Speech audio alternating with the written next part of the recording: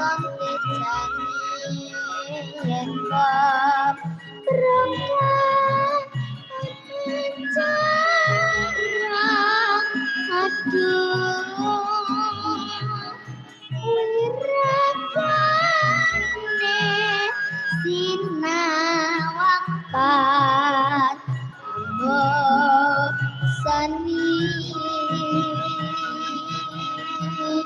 yen pasangot tiba patut nyata jati kemerati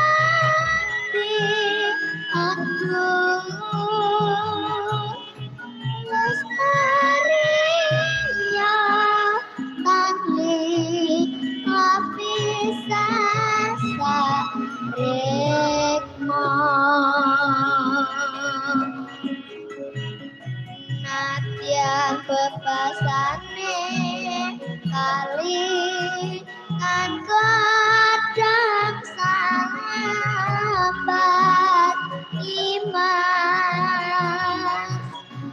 kaya wis kencakan rasa sep-sep ning atiku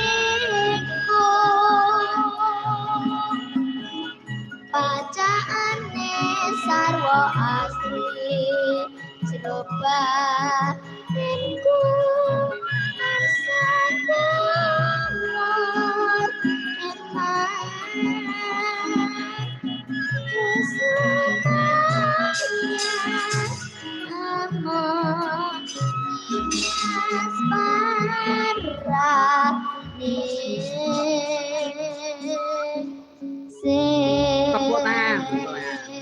Hebat.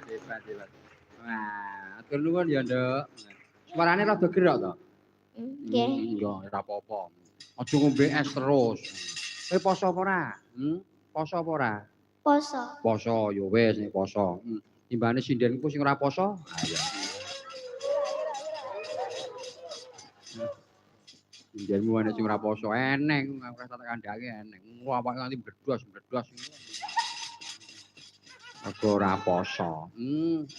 Nduk, apa iki gandeng kersane lakone Mbahmu Joko, mula karya Mbahmu Joko ya diaturke, Nduk. Oh ya.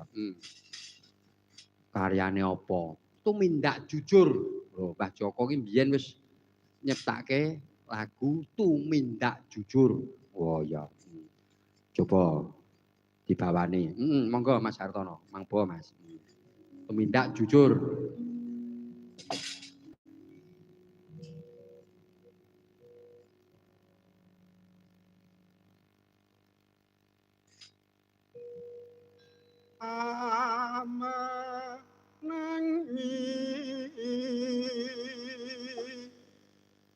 Jaman edan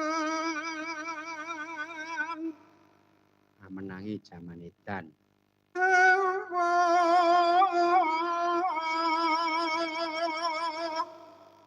kaya ing pam budi harap edan ora tekan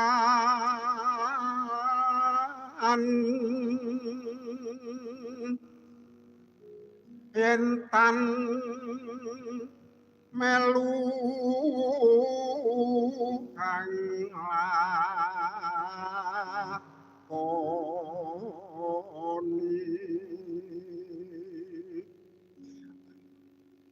boyaka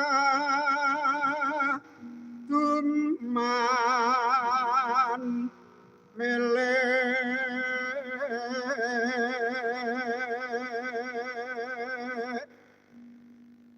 kali